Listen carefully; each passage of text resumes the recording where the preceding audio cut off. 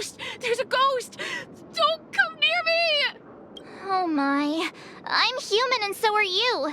Can you get a grip? Mr. Yang and Miss Trailblazer, I've been waiting for you. Quickly, come help. I bumped into a member of the family on the way here. He was so scared and I just wanted to calm him down. But... Let me go! Let me go! I've only done good in my life. Why can't I rest in peace after death? well, this is how it turned out.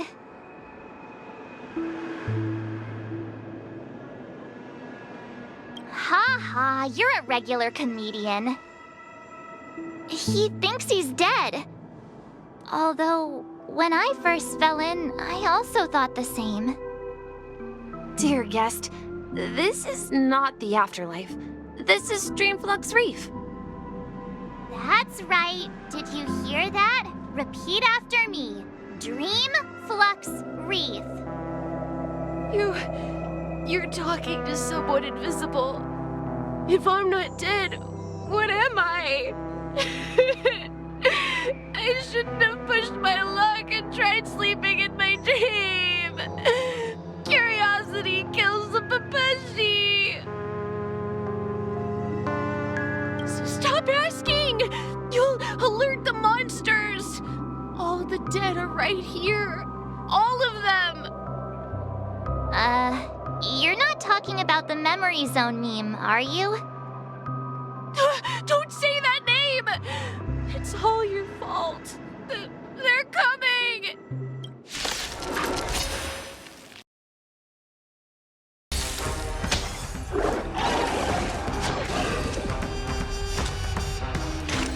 Destined for oblivion.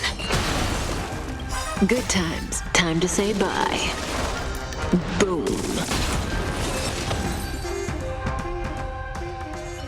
He passed out. His intense negative emotions attracted the nearby memory zone memes. I see. But why aren't the other people around here scared? Unlike in the Sweet Dream, people here don't see memory zone memes as dangerous monsters. And even if they pose a threat, people can easily escape by forcing a wake-up call. But we can't just leave this man here. Can we take him somewhere safe? We can ask Jessie for help. I've gotten to know many locals while waiting for you guys. I remember when this place was... Everyone here is living a self-sufficient life. I don't know how to describe it, but this place feels like the real dreamscape. Evening, Jessie. Is it evening? Welcome, Miss March. Who might these be? These two are my friends. As for the man lying on the ground, he's a scaredy cat who fainted from fright. I see. Another poor guy who accidentally ended up here. I'll take care of him. There have been a lot of new faces lately. Things must be tough in the beautiful dream. The few remaining havens of freedom in Asdana will soon face trouble. Do such things often happen here? Not really, but they're becoming more frequent now. Guess it's one of the signs of the Sweet Dreams collapse. This man has had quite the shock. Could you help me find a Halovian lady, March? Her songs can heal mental wounds. A Halovian lady? That must be Robin. She's also here in Dreamflux Reef. Huh? Robin? But I thought she... Oh, right. If Firefly is here safe and sound, then it means Robin must be okay too. Misha's about to take us to her to find out what happened. But before that, let's meet up with Himiko. You were with her earlier, right? We met some stowaways in the residential area. Most of them came from neighboring star systems. I heard that places like Dreamflux Reef are scattered throughout the memory zone of Asdana, like islands in the ocean. They existed before the family arrived. I also heard that when Dreamflux Reef took shape, it was the center of all dreamscapes in Penacony. If that's true, it's no wonder there are so many similarities between this place and the Sweet Dream. Himeko must be gathering information. Let's hurry up and get going.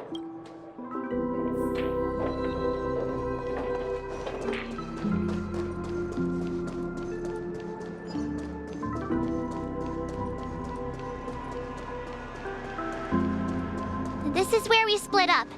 She can't be too far away. So that's how it is. I never imagined we'd gather the remaining details here. To borrow Gallagher's catchphrase, what an unpredictable twist of fate. Himeko, here they are. Ah, perfect timing. Now that everyone's here, I'd like to introduce everyone to Micah, who's partly in charge of the Land of the Exiles. Micah, these are my companions. It's a pleasure to meet the Nameless. You know us? I've been keeping an eye on you since the day you arrived in Penacony. We would have met under more appropriate circumstances if Dreamflux Reef hadn't been isolated from the 12 dreamscapes. Please, allow me to formally introduce myself. I'm Micah, the Gravekeeper of Dreamflux Reef. Gravekeeper? Life in Dreamflux Reef is pretty liberating. Everyone here mostly keeps to themselves, without meddling in others' affairs. My daily task involves cleaning a few tombstones. You're too modest, Micah. When lost dream chasers stumble upon this place, you're the one who takes care of them, guiding them back to the sweet dream, or showing them how to survive the wild dream chaos. So, guardian of sorts. Were you talking to me, Mr. Yang? On that note, Mr. Mika, which tombstones are you referring to? We didn't come across any graveyard when we arrived. They're actually just symbolic stones. But since you're curious, Mr. Yang, I'll take you there. I have a feeling you might find something of interest there. But before that, you have an important guest joining you. An important guest? Who could it be? This way, please. The roads here in Dreamflux Reef are a bit run down, so watch your step.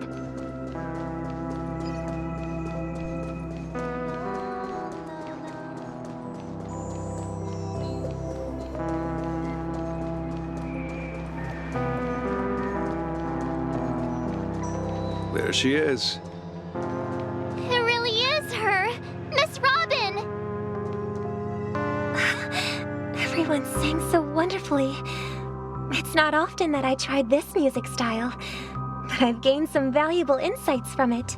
Oh, I can't thank you enough, Robin. Well, these kids have made incredible progress in only a few days. It was nothing, Grace. I merely taught them how to sing. It was you who brought hope into their lives. Life must be quite difficult for them in reality, I imagine. That's right. Whenever it's time to say goodbye to these kids, they're reluctant to leave. But I've explored every corner of Dreamflux Reef, talked to everyone I met, and they all told me the same thing. This shattered dream is not worth clinging to.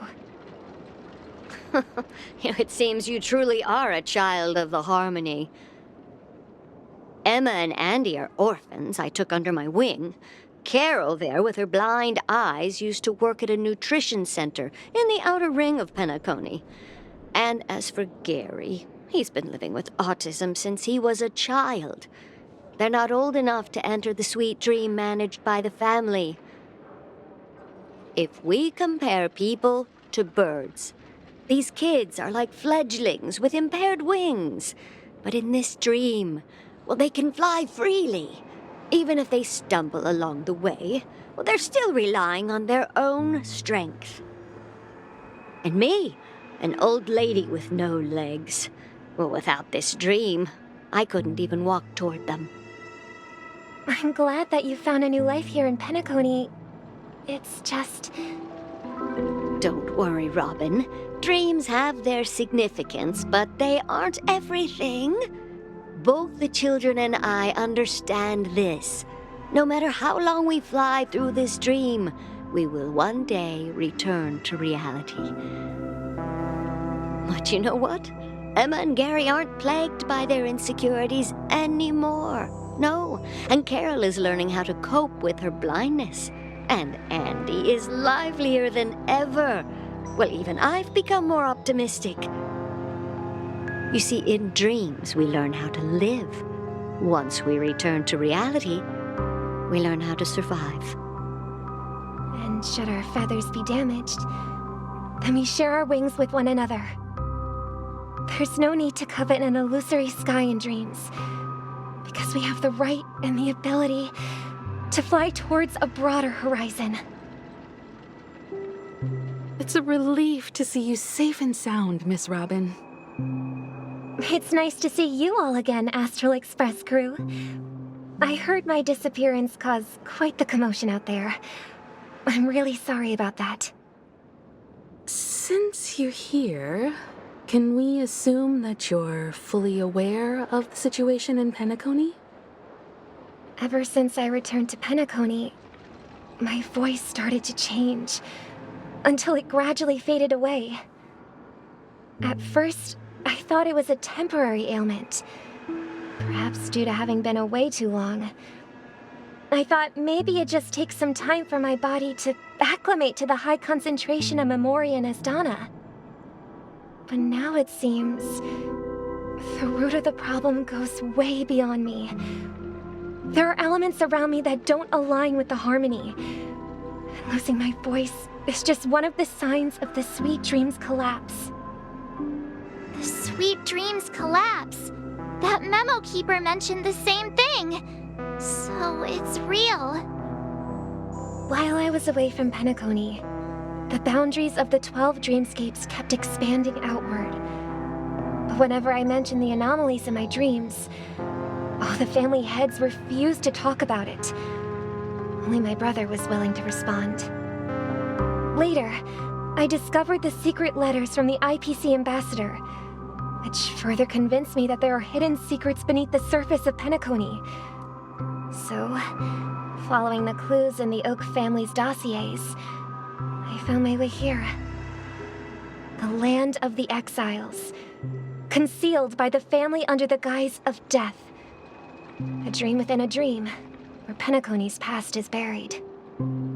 Hearing you speak, it sounds as if your voice has made somewhat of a recovery. I hate to admit it, but the harmony in this place resonates more broadly than within the Sweet Dream. It's regrettable, but the family has experienced betrayal. The traitor, or traitors, abandoned their original principles and, using the name of harmony, exploited people's weaknesses to turn Penacony into the planet of festivities, trapping everyone in the illusion of the Sweet Dream. This is not the strong defending the weak, but rather the strong exploiting the weak. A world without equality won't ever be favored by the harmony. And naturally, those voices blessed by them have lost the ability to sing. Could there be another force influencing the family's shift in philosophy, Miss Robin? Considering what happened with Acheron, it's difficult to conceive of another entity within the realm of the harmony capable of influencing everyone. Unless a power surpassing that of an emanator is involved. I'd heard about what happened to the Xianzhou Alliance, but as far as I'm aware, the family hasn't faced any such external interventions. Who knows? Perhaps I've just been away too long and missed something. Regardless, I cannot accept my home is moving towards the very opposite of what the harmony represents, while still claiming to uphold it. I must uncover the reason why Mikhail cut ties with the family, and who exactly it was who betrayed us all. Do you remember our arrangement, Mr. Micah? Well, here's my answer. I've decided to forgo my role, and never step foot on the Charmony Festival stage again.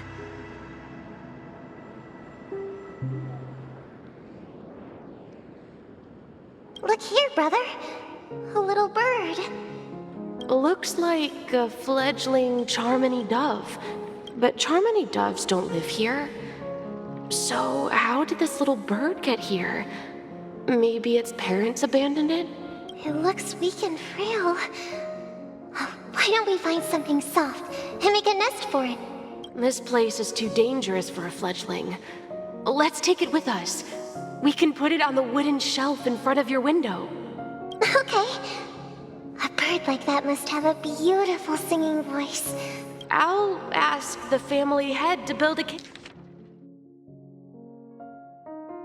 Okay. A bird like that must have a beautiful singing voice. But where will it live? I'll ask the family cage for it. A cage? But then it won't have the freedom to fly. Let's see. What is it that has captured the attention of the two best interpreters of the Great One? To the point that they've forgotten how to enjoy their dessert. A cage? But then it won't have the freedom to fly, right? Oh, poor little thing. Doesn't look like it's doing well. Do you want to rescue it? I do. But I don't want to lock it up in a cage. Why? Even if it's small and not fully feathered and can't sing. It didn't come into this world just to be locked up in a cage. Birds. They should be flying free in the sky. That's quite the romantic idea. And what about you, a young scholar? Do you agree with your sister? I think she's right. But if we leave it out in the wild, it won't survive for more than a few days at best. Ah, I see. It seems our little scholar is still a bit unsure. Well, let me tell you youngsters a story. As you probably know, Charmony doves can fly through the air.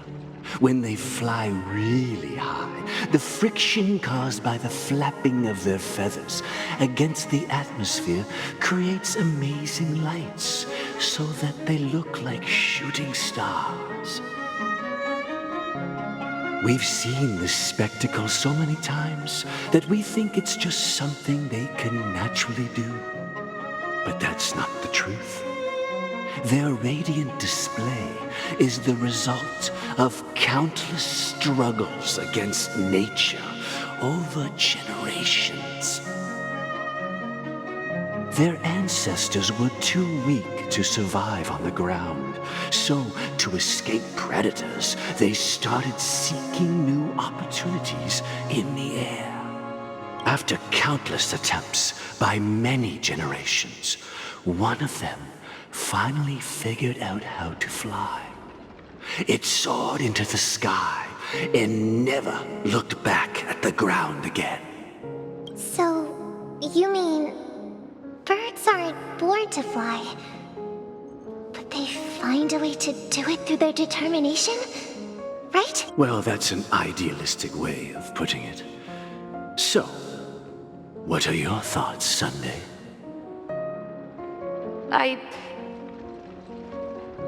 I think people believe birds are meant to fly because they've never seen those birds crashing to their death. That's an interesting perspective. So, have you decided what to do with the bird now? For now, I'll keep it in a cage until it can take care of itself because I want it to live, no matter what. Well said, kids. It seems each of you has found your own answer. Your insights are truly remarkable. And I hope they come true in their own way. We will take good care of it, won't we, brother? Yeah, but Mr. Gopherwood, there's one thing I don't quite understand. And what might that be, my son? What if this little Charmony dove never learns to fly in the end? I mean, if there are fledglings in this world that can never fly throughout their lives, should we let them go back to the sky, only to see them crash to the ground and die? Talking in your sleep, Birdie? Time to wake up.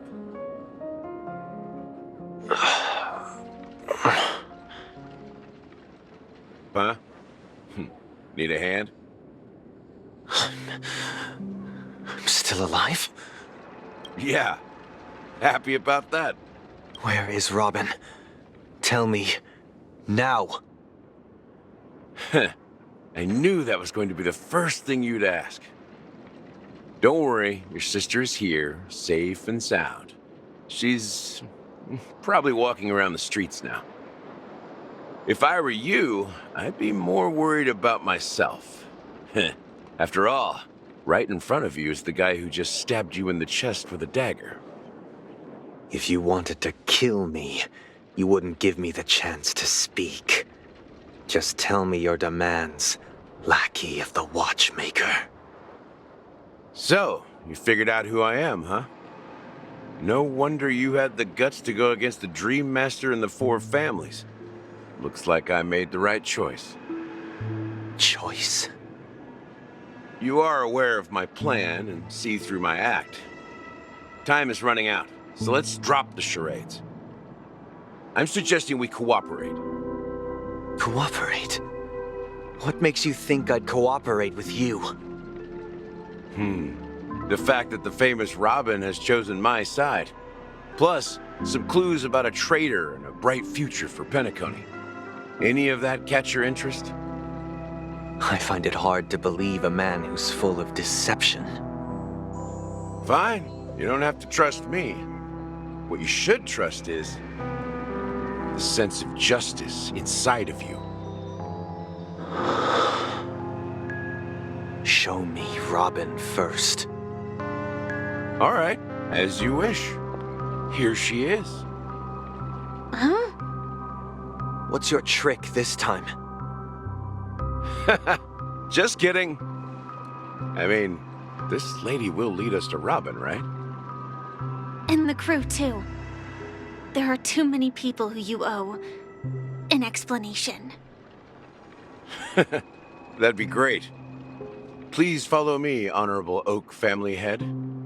Now, all the actors are on the stage.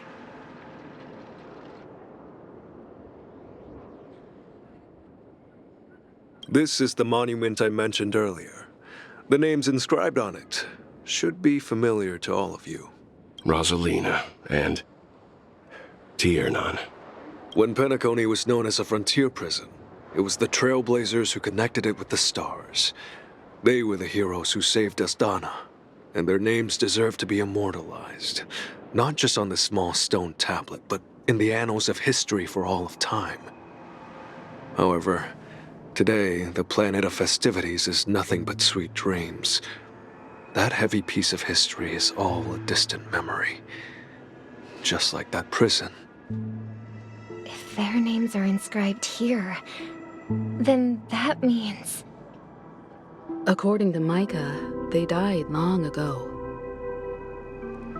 Rosalina was killed during the War of Independence. She ventured alone into the heart of the star system to investigate the flow of Memoria, but she never returned.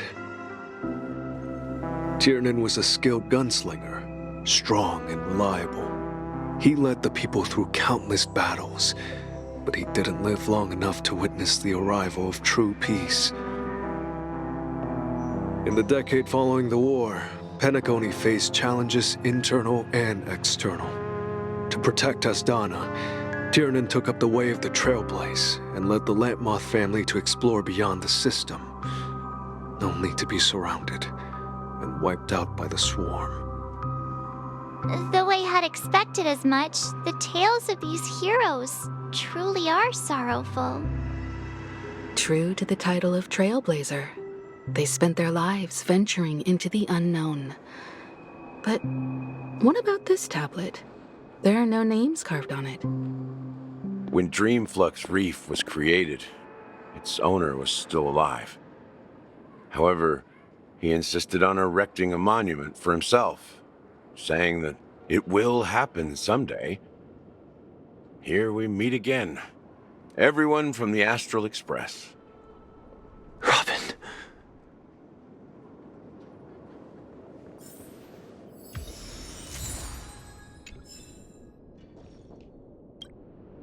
I promised to give the siblings some privacy, so let's talk about our business first. What do you say?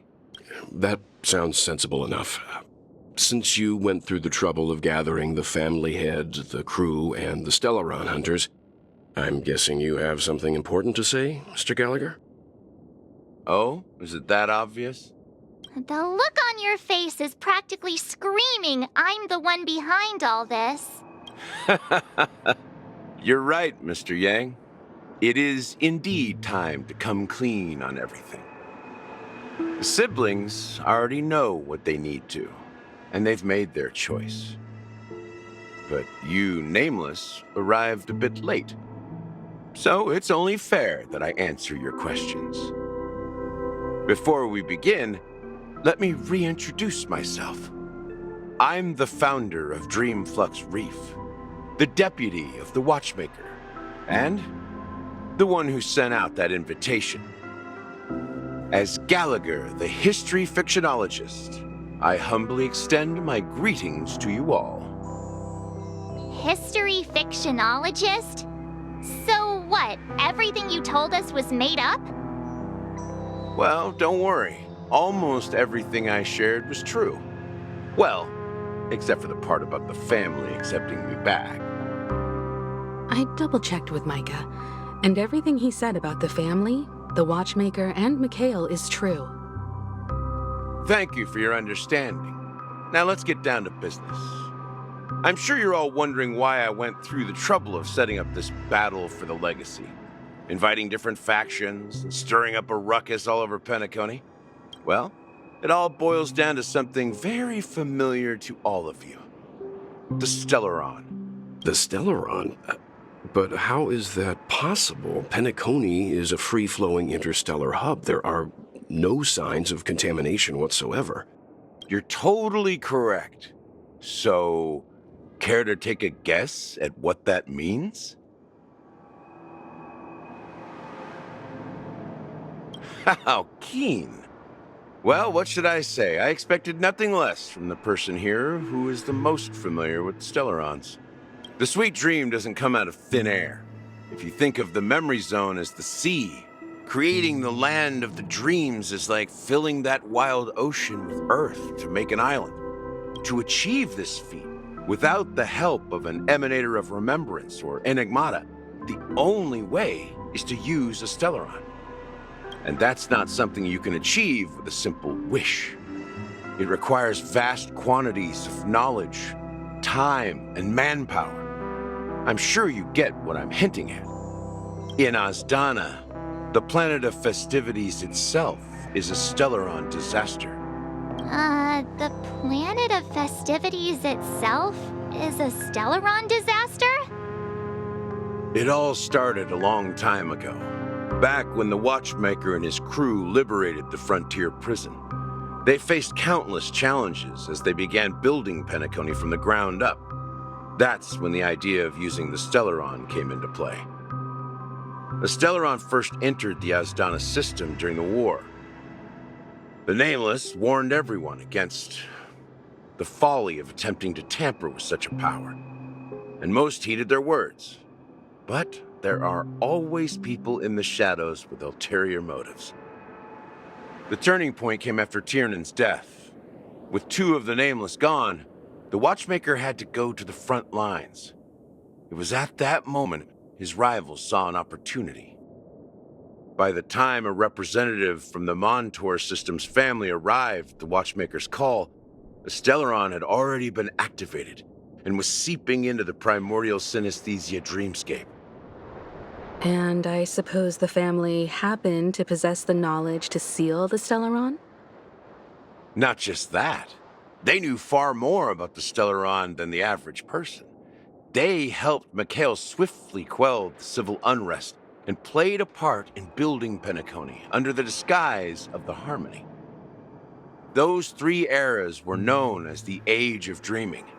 The Watchmaker, who had been left in the dark, sent out invitations across the universe, spreading the hype around the land of the dreams. Then, how did they turn against each other? Remember the island in the ocean metaphor? The truth is, the stellaron was never truly sealed. It existed in a different form within the dreamscape. Think about this. What would it cost to create and maintain such a lavish dreamland? It's people's lives. The opulent dream is built upon the decay of spirits, with a toxic elixir called pleasure flowing through the dreamscape. It tempts people to indulge in the dreamscape, and gradually their minds succumb, becoming nourishment for the sweet dream. Confusion, laziness, and cowardice, weaknesses that plague humanity, were magnified and nourished by the family. Penacony became a new kind of prison, even more impenetrable than the previous one. Sadly, we realized this far too late. By then, the family had a firm grip on Penacony, swiftly quelling any opposition that arose. At my wit's end, I had to use the power of the Enigmata and sought refuge in this chaotic realm. Over the years, I created a meme within this dream for our use. Dormancy. That's its real name. We exploited a loophole. You see, regular people can't fall asleep again while they are inside the dreamscape. So this is the true meaning of the impossible. You sent out invitations in the Watchmaker's name to find forces capable of resolving the stellaron disaster and draw them into Penacony to uncover the truth. It's not just that. Above all, I wanted to see what happens when the major factions engage in a struggle for the legacy. Since this is the Watchmaker's first announcement in decades, the traitor within the family is bound to reveal themselves. So, the legacy is just a facade. If you want to consider the stellaron as the legacy, I'm totally fine with that. If that's the case, where is the stellaron now? That's a question for Mr. Wings. The stellaron is still under the family's control, and as the head of the Oak family, I'm sure he holds all the answers.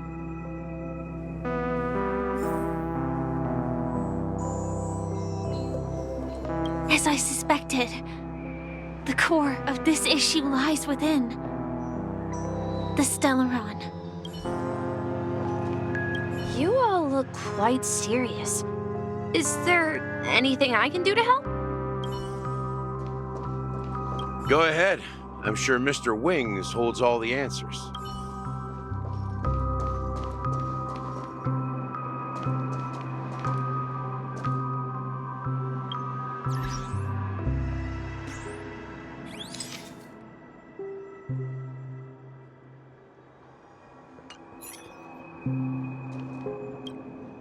Are you done talking? So, will you tell us where the stellaron is? It is the Penacony Grand Theater itself. As I suspected, it's the embodiment of the family. The edifice that first materialized within the sweet dream. That's what turned Penacony into its current state. As for the person who employed its power, it is in fact Mr. Gopherwood, the current Dream Master. Well, that was easier than I thought. Did you conduct your own investigation already?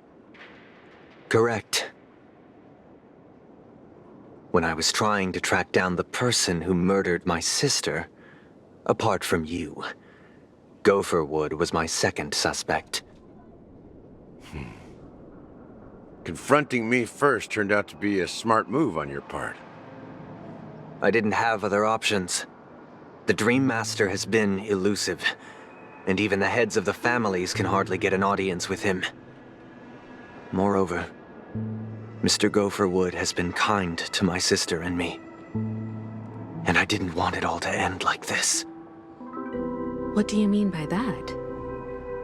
To be honest, my brother and I are also victims of the cancer of all worlds. We grew up as orphans, and were adopted by the family when they came to help. Mr. Gopherwood recognized our potential and brought us to Penacony. But I can't just stand by and watch Mr. Gopherwood become an enemy of the Harmony. I won't use my voice to support an evil cause. I won't step on that stage and sing, no matter who the traitor is, or what orders they give me. I won't let the Charmony Festival become an event that destroys Harmony itself, or the paradise in our dreams. Indeed. For the paradise in our dreams. As the head of the Oak family, I'm responsible for ensuring Penacony's promising future.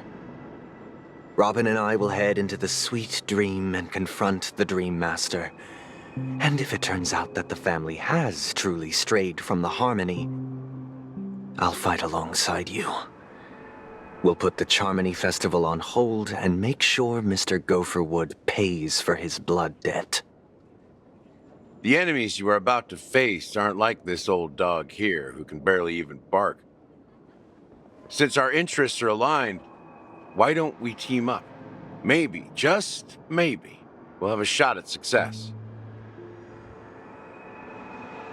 We have always been following in the footsteps of our nameless predecessors, and there's no reason to stop now. Yeah, we Nameless won't back down from a challenge. Isn't that right, Miss Trailblazer?